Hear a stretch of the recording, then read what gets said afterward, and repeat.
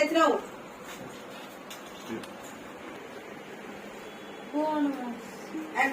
time అయితే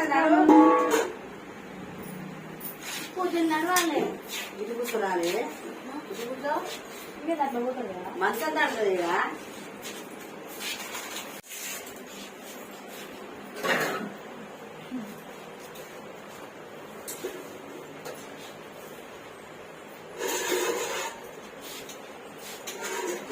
బాగా time అవుతుంది